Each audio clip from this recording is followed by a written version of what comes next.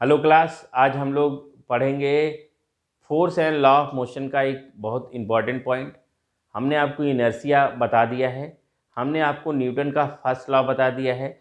आज हम लोग पढ़ने जा रहे हैं न्यूटन का सेकेंड लॉ, जिसको लॉ ऑफ मोमेंटम के नाम से भी जानते हैं, जिसको हम लोग बढ़िया से सीखेंगे। तो अगर हम न्यूटन का सेकेंड लॉ पढ़ने जा रहे हैं तो न्यूटन का सेकेंड लॉ पढ़ने से पहले दो बातें हमको बतानी पड़ेगी। जिसको पता है अच्छी बात है, जिसको नहीं पता है वो उसको सीखे जरूर। सबसे पहली बात हम लोग क्या यहाँ जानेंगे, Newton second law of motion. हम लोग आज का टॉपिक है Newton second law of motion. जिसको नहीं समझ में आएगा वो जरूर इसको 1 से 2 बार वीडियो को देखेगा, ये गारंटी है 100% समझ में आना है। ये आपका जो डेरिवेशन होगा और इसकी जो टर्मिनोलॉजी होंगे ये बहुत ही इंपॉर्टेंट है। आने वाले सारे एग्जाम में आपसे यहाँ से क्वेश्चन 100% मिलने वाला है। तो इसको जानने से पहले हमको जानना क्या है, हमको जानना है सबसे पहला जो इम्पोर्टेंट पॉइंट जानना है, जिसको हम लोग क्या कहते हैं बेटा, मोमेंटम कहते हैं। और मोमेंटम को हम पी से डिनोट करते हैं। मोमेंटम को हम लोग क्या करते हैं, पी से डिनोट करते हैं। तो है क्या मोमेंटम? एक लाइन का डिफिनीशन जिंदगी भर आपका साथ दिलाएगा मोमेंटम समझने में। मोमेंटम है क्या? It is the product of mass and velocity. It is the product of mass and velocity.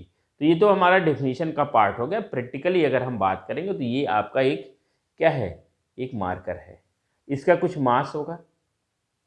अगर इसमें वेलोसिटी मल्टीप्लाई कर दी जाए, मतलब इसको वेलोसिटी मिल जाए, तो ये this mass can move from one place to another place like this. समझे कि नहीं समझे? जैसे एक आपका बॉल होता है, फुटबॉल होता है, आपका रुका हुआ है, उसके पास तो कुछ मास है ही है, आपने पैर से मारा, it can move from one place to another place. मतलब अगर हम मोमेंटम को डिफाइन करेंगे तो मास में वेलोसिटी आ जाए, उसी को हम लोग क्या कहेंगे, मोमेंटम कहेंगे। एंड द मैथमेटिकल डेफिनेशन इसका क्या है? द मैथमेटिकल डेफिनेशन है the product of mass and velocity. जो मास और वेलोसिटी का प्रोडक्ट होता है उसी को हम लोग क्या कहते हैं, and that is called momentum. और अगर इसका हम एक्सप्रेशन देखेंगे तो मोमेंटम, जिसको पी से डिनोट करते हैं, मोमेंटम इक्वल टू क्या हो जाएगा, मास इनटू वेलोसिटी। अब ये वेलोसिटी कुछ भी हो सकती है भाई, वेलोसिटी कम भी हो सकती है, वेलोसिटी ज़्यादा भी हो सकती है, वेलोसिटी इनिशियल भी हो सकती है, वेलोसिटी फाइनल भी हो सकती है, वेलोसिटी चेंज भी हो सकती है, बहुत सारी बातें हो सकती हैं। अगर चेंज इन वेलोसिटी अगर हम बात करेंगे, कभी भी वेलोसिटी चेंज अगर जीरो है तो मोमेंटम आपका क्या होने वाला है, जीरो हो जाएगा। ये आपको समझ में आनी चाहिए।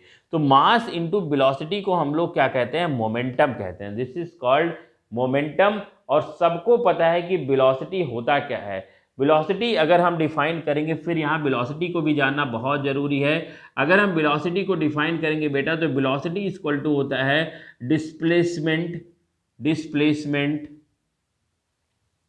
Upon time. Displacement upon time को हम लोग क्या कहते हैं, वेलोसिटी कहते हैं। और इसका अगर हम यूनिट देखेंगे तो यूनिट होगा मीटर पर सेकेंड।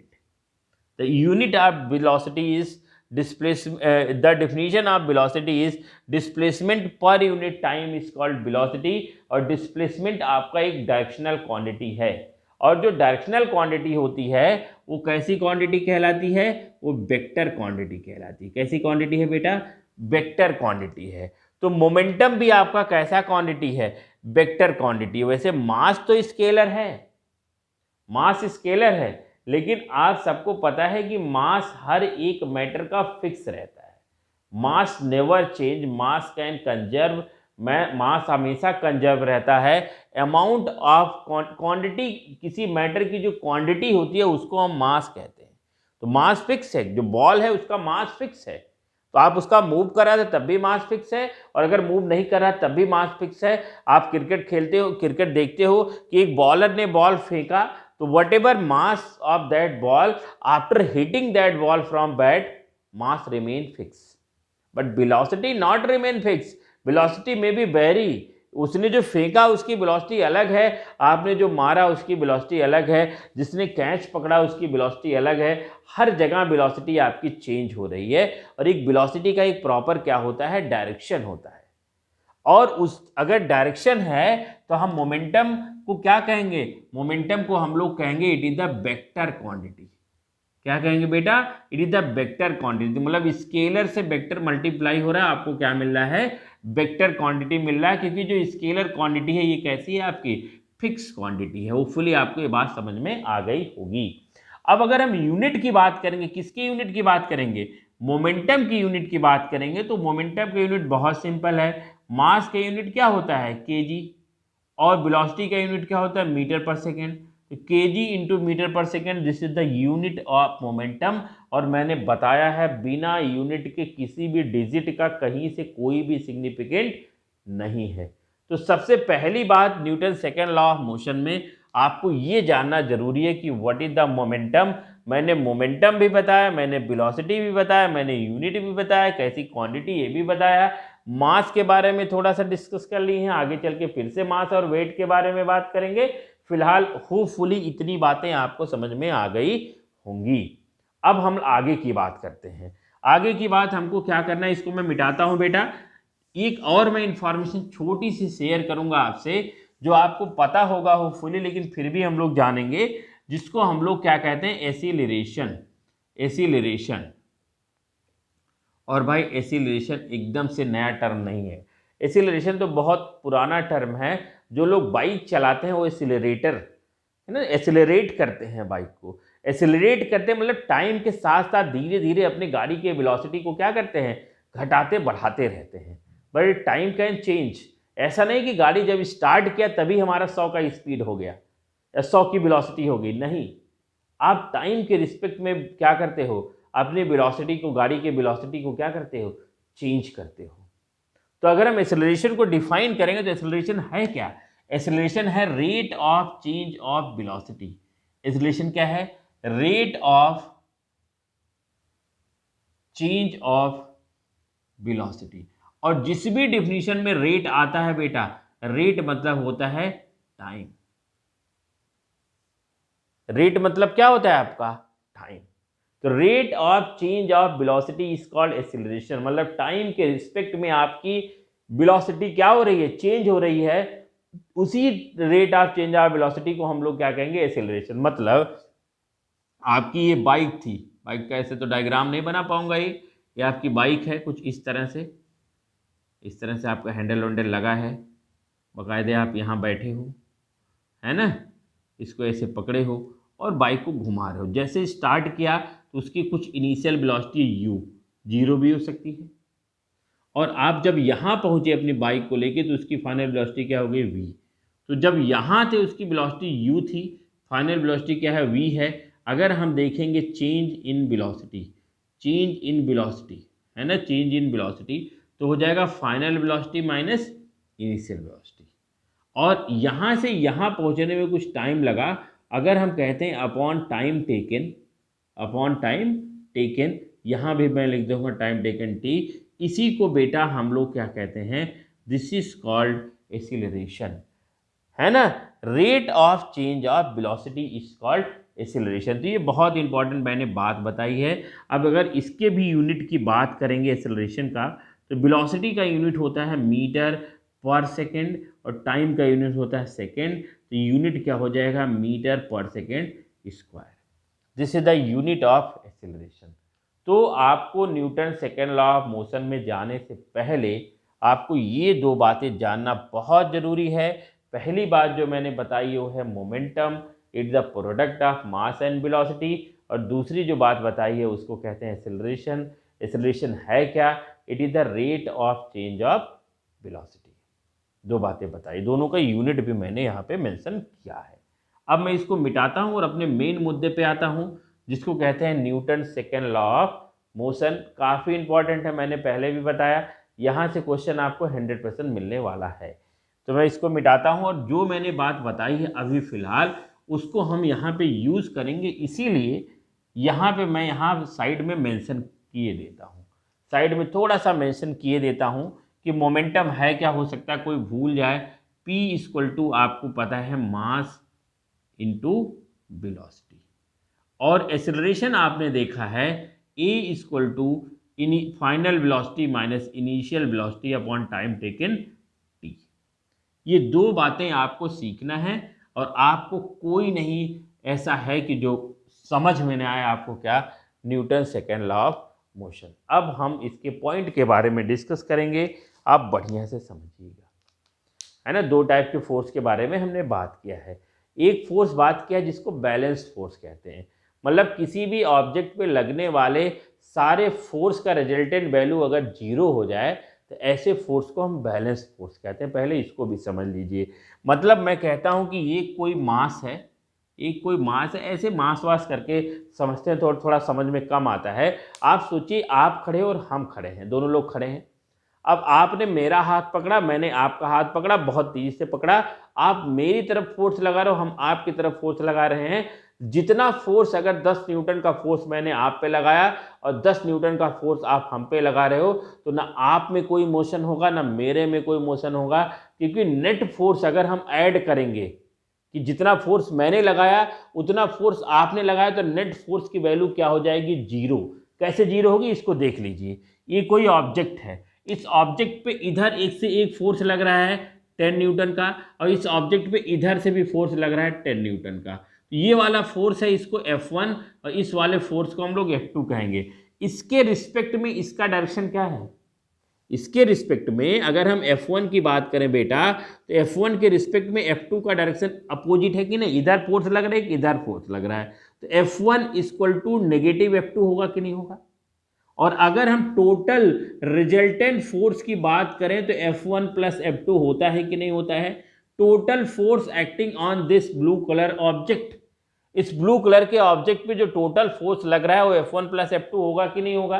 और अगर हमें F1 प्लस F2 होगा और इसको हम ऐड करेंगे तो F1 की वैल्यू कितनी है, 10 न्यूटन। F2 की वैल्यू नेगेटिव साइन के साथ होगा कितना, 10 न्यूटन। आप देख लीजिए, this 10 can cancel, value is zero. तो इस ऑब्जेक्ट पे लगने वाला रिजल्टेंट फोर्स की वैल्यू कितनी हो जाएगी, जीरो। और किसी भी ऑब्जेक्ट पे लगने वाले रिजल्टेंट फोर्स की वैल्यू अगर हो गई जीरो, तो उस फोर्स का बिल्कुल भी मोशन नहीं होगा। तो मुझको करना क्या है, मुझको करना है या तो मैं इस फोर्स को कम कर दूं, है ना, कम कर दूं, इसको ज्यादा कर दूं 14 न्यूटन, तो ये ऑब्जेक्ट इसकी इधर मूव करेगा, या तो मैं इसको बढ़ा दूं तो ऑब्जेक्ट इधर को मूव करेगा।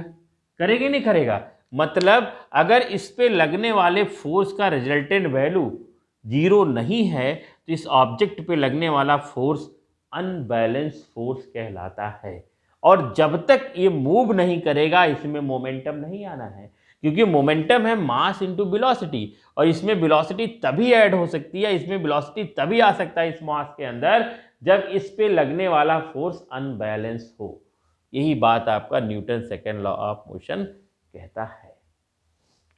तो Newton second law of motion कहता क्या है, Newton second law of motion कहता है कि rate of change of momentum, क्या कहता है भैया, यही rate of change of momentum is directly proportional to unbalance force.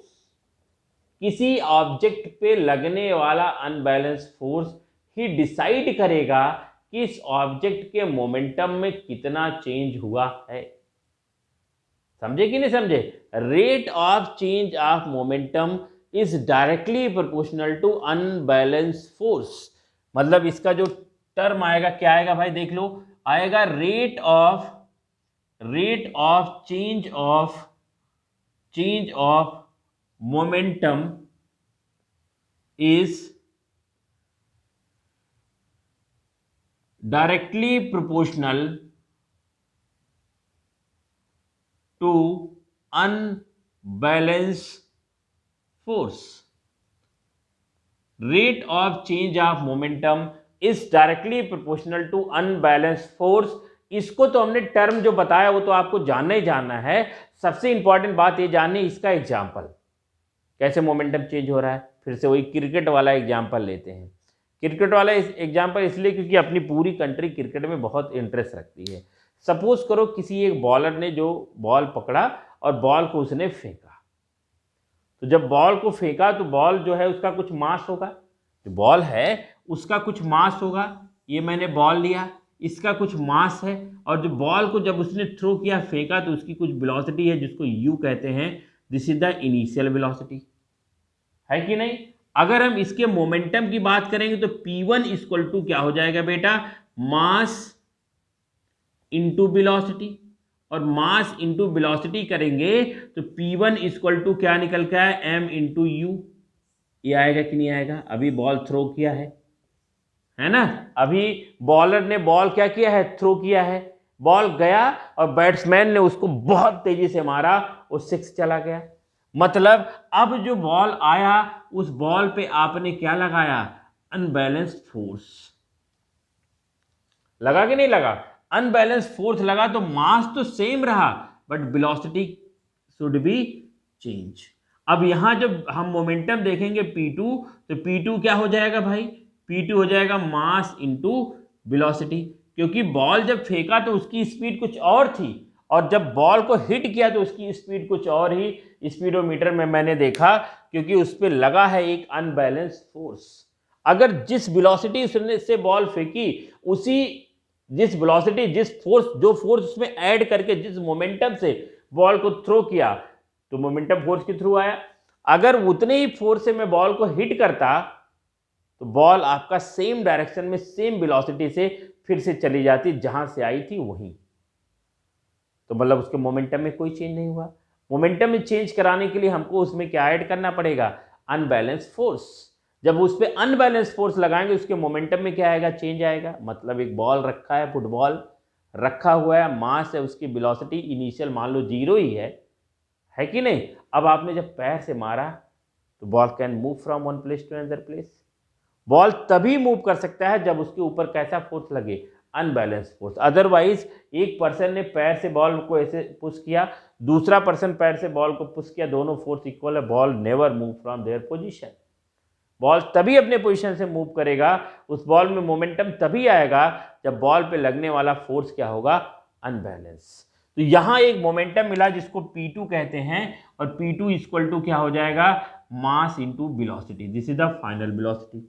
तो this is the final momentum and this is the initial momentum. और अगर चेंज इन मोमेंटम कहेंगे, चेंज का साइन होता है दिस ट्राइंगल, जिसको डेल्टा कहते हैं। डेल्टा P इक्वल टू होगा final momentum minus initial momentum. इस क्या होगा आपका, अब इसकी वैल्यू अगर फाइंड करेंगे तो इसकी वैल्यू क्या हो जाएगी, M V minus M U, जहां मास कॉमन हो जाएगा, v माइनस क्या निकल के आ जाएगा, u। अब हम बात करेंगे स्टेटमेंट की, लेकिन स्टेटमेंट में जाने से पहले एक और बात इंपॉर्टेंट। जो मोमेंटम पहले P1 था और जो मोमेंटम P2 आया, बॉल को जब किसी ने फेंका और किसी ने मारा, उसके बीच में कुछ टाइम लगा t, मतलब कुछ तो समय लगा ही लगा है। मतलब यहां से यहां बॉल जाने में कुछ समय लगा है, चाहे फुटबॉल का एग्जांपल ले लें, चाहे क्रिकेट वाले बॉल का एग्जांपल ले लें, but some time taken to change their momentum. बताओ समझ में आए इतनी बात, है ना। स्टेटमेंट क्या कहता है, rate of change of momentum is directly proportional to unbalanced force. मतलब this is the unbalanced force and the directly proportional to ये change in momentum delta P, और रेट मतलब होता है टाइम। तो स्टेटमेंट के बेसिस पे this is the mathematical expression, और यही मैथमेटिकल एक्सप्रेशन मैंने आपको बताया है। जो क्या कह रहा है आपका ये जो डिफिनीशन कह रहा है, डिफिनीशन कह रहा है कि rate of change of momentum is directly proportional to unbalanced force and this is the rate of change of momentum that is the directly proportional to unbalanced force. जितना ज्यादा अनबैलेंस्ड फोर्स होगा, rate of change of momentum उतना ज्यादा होगा, और जितना कम unbalanced force होगा, rate of change of momentum उतना क्या होगा, आपका कम होगा। अब जब भी हम किसी भी प्रोपोर्शनल साइन को हटाते हैं, this is the proportional sign, और इसको हटा के अगर हम कभी भी इक्वल का साइन लगाते हैं, उसके साथ एक कांस्टेंट आता है। तो यहां मैंने कांस्टेंट रख दिया, जिस कांस्टेंट को हम लोग क्या कहते हैं, के कहते हैं। क्या कहते हैं बेटा, के कहते हैं। और यहां आपका हो गया डेल्टा पी अपॉन क्या हो जाएगा, टी। अगर मैं कहता हूं कि k इक्वल टू 1, ऐसे मान लो कांस्टेंट है 1 इसलिए हमने इमेजिन किया कि 1 एक ऐसी वैल्यू है जिस वैल्यू से अगर हम किसी भी वैल्यू को मल्टीप्लाई या डिवाइड करें उसके वैल्यू में कोई भी चेंज आने वाला नहीं है, इसलिए 1 रखा। अगर हम इसकी जगह 1 रखता हूं तो f इक्वल टू एक फॉर्मूला निकल के आया जिसको डेल्टा पी अपॉन टी कहते हैं। इससे न्यूमेरिकल अगर पूछा जाए तो फटाफट आप क्या करेंगे, सॉल्व करेंगे। ठीक है कि नहीं। अब देखते हैं डेल्टा पी की जगह हम लोग क्या रखते हैं, ये आपका डेल्टा पी है और इस डेल्टा पी की वैल्यू क्या आई है भाई, देखो इस डेल्टा पी की वैल्यू, यहाँ एक सर्किल किया delta P change in momentum, यहाँ मैंने सर्किल किया एक आया है एम, आपका ब्रैकेट में वी माइनस यू, तो आपका एफ इक्वल टू क्या निकल के आया है, M V minus U upon क्या होता है आपका टी। अब मैंने क्या बता रखा आपको, एसिलरेशन, यहां जरूरत पड़ेगी बेटा एसिलरेशन की जरूरत पड़ेगी। v minus U upon T, आप देखिए v minus U upon T को क्या कहते हैं, v minus U upon T को क्या कहते हैं, v minus U upon T is called acceleration. तो v minus U upon T इतने पूरे की जगह हम एसिलरेशन लिख सकते हैं, लिखा जा सकता है ना आपका। तो अगर लिखा जा सकता है तो देखिए क्या आएगा, यहां आपको मिल जाएगा f equal to m into A and this is the mathematical derivation by Newton second law of motion, f equal to M A, f equal to M A. मैं फिर से बता देता हूं, कोई दिक्कत नहीं, मैं फिर से आपको इसको एक्सप्लेन कर देता हूं, जिसको नहीं समझ में आया होगा एक बार फिर से देखे, 100% समझ में आएगा। मोमेंटम क्या है भाई, मोमेंटम है मास इंटू वेलोसिटी। एक्सेलरेशन क्या है, rate of change of velocity, मतलब final velocity minus initial velocity upon time taken T. अब मैंने कहा ये क्या है, Newton second law of motion, ये कहता है rate of change of momentum is directly proportional to unbalanced force. तो ये कह रहा है जब किसी भी ऑब्जेक्ट पे अनबैलेंस फोर्स लगेगा तभी उसके अंदर मोमेंटम आएगा। सही बात है भाई, न्यूटन फर्स्ट लॉ क्या कहता है, कोई रुका है तो रुका ही रहेगा, कोई चलेगा तो चलता ही रहेगा, तब तक जब तक हम उसके ऊपर से कोई अनबैलेंस फोर्स नहीं लगाते हैं। रुका है तो रुका ही भाई, मार्कर हमने रख दिया तो रखा ही रहेगा। जब हम इसमें कोई अनबैलेंस फोर्स लगाएंगे इट कैन मूव, तो इसके अंदर मास के अंदर वेलोसिटी आ गई, दैट मीन्स मोमेंटम आ गया। मतलब बॉल जो था वो रुका था, उसका कुछ मास था, उसकी कुछ वेलोसिटी थी भाई, जीरो ही रही हुई initial velocity but some velocity, zero velocity मान लो, या धीरे धीरे चल रहा था बॉल, धीरे धीरे चल रहा था, तो धीरे धीरे चल रहा था, उसका मास तो फिक्स सही है, कुछ थोड़ी थोड़ी वेलोसिटी रही होगी, आपने पैर से बहुत तेजी से हिट किया, वेलोसिटी चेंज हो गई, वेलोसिटी चेंज होने में कुछ समय लगा, टाइम टी लगा। अब हमने कहा कि इनिशियल मोमेंटम है mass into velocity M U, final momentum है M V, change in momentum है P2 minus P1, final momentum है इनिशियल मोमेंटम। फाइनल मोमेंटम क्या है mv, इनिशियल मोमेंटम क्या है mu, मास तो कांस्टेंट है तो मास कॉमन हो जाएगा, हो गया। तो चेंज इन मोमेंटम क्या है m ब्रैकेट में v माइनस यू। अब स्टेटमेंट पे जाते हैं, स्टेटमेंट कहता है कि rate of change of momentum is directly proportional to unbalanced force, this is the statement. Rate मतलब time, change in momentum upon time unbalance force.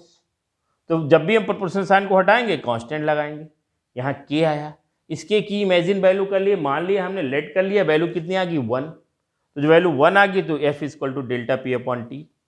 Delta P की value हमने यहाँ से उठाई एम वी माइनस यू, यहाँ रख दिया M V minus U, time T है ही है, V minus U upon T, वहाँ से मैंने देखा इसको एक्सेलरेशन कहते हैं, तो v minus U upon T की जगह a रख लिया, तो फॉर्मूला मिल गया f equal to M A.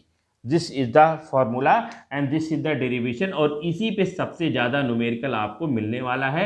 In future इसका इतना यूज़ करोगे कि आपको मज़ा आ जाएगा। और ये आया कहाँ से हमेशा आपको पता होना चाहिए, this derivation, this equation of force can derive from the Newton second law of motion. Hopefully आपको इतनी सारी बातें समझ में आ गई होंगी। अब एक दो बातें और, Newton second law of motion आपका 100% क्या हो गया है, फिनिश हो गया है, और हमको लग रहा है कि आपको समझ में आ रहा होगा, जरूर समझ में आ रहा होगा। अब देखिए जो फॉर्मूलेज आए हैं, जो फॉर्मूले आपके जिसपे क्वेश्चन खूब सारे पूछे जाएंगे, आपको ये पता होना चाहिए कौन कौन से फॉर्मूले हैं। सबसे पहला फॉर्मूला आपको जानना है F equal to delta P upon T, और एफ इक्वल टू इसी को हम लोग M V minus U upon T से भी जानते हैं। और जो मेन डेरिवेशन आया है F equal to M into A. अब देख लीजिए, यहां से आपका फोर्स का यूनिट पूछा जाता है। क्या पूछा जाता है बेटा? Unit of force. Unit of force, unit कैसे फाइंड करेंगे? बहुत सिंपल होता है। मास का यूनिट क्या होता है? केजी। एक्सेलरेशन का यूनिट हम लोग यहाँ से देखे हैं, एक्सेलरेशन वेलोसिटी का यूनिट होता है मीटर पर सेकेंड और टाइम का यूनिट होता है सेकेंड। एक्सेलरेशन का यूनिट होता है metre per second square. This is the unit of acceleration. तो अगर हम यूनिट ऑफ फोर्स लिखेंगे तो यहाँ हो जाएगा, मास का यूनिट हो जाएगा केजी और एक्सेलरेशन का यूनिट होगा metre per second square. This is the unit of force. और KG into metre per second square को एक और नाम से जानते हैं, दिस इज कॉल्ड न्यूटन। क्या कहते हैं बेटा? न्यूटन। तो KG into metre per second square, this is the unit of force and KG into metre per second square को हम लोग क्या कहते हैं? न्यूटन। तो कल को कहीं 10 न्यूटन लिखा है या कहीं लिखा है 10 KG metre per second square, तो दोनों आपका फोर्स को क्या करता है? रिप्रेजेंट करता है। And this is the unit of force. तो हमने आपको बताया क्या? मोमेंटम। मोमेंटम है क्या? It is the product of mass and velocity. उसके बाद मैंने क्या बताया? एक्सेलरेशन। एक्सेलरेशन है क्या? Rate of change of velocity. And what is the final? Newton second law of motion, rate of change of momentum is directly proportional to unbalanced force and the derivation is this, and the final product of this derivation is F equal to ma। F equal to ma आपके दिमाग में एकदम lock कर लीजिए, क्योंकि आज से यहाँ से बहुत सारे न्यूमेरिकल बनने वाले हैं। तो फुली आपको समझ में आया? अगर समझ में आया तो एकदम फटाफट लाइक करिए, शेयर करिए, सब्सक्राइब करिए और सुरक्षित रहिए, घर में रहिए, पढ़ते लिखते रहिए। कल फिर मिलेंगे, तब तक के लिए थैंक यू वेरी मच।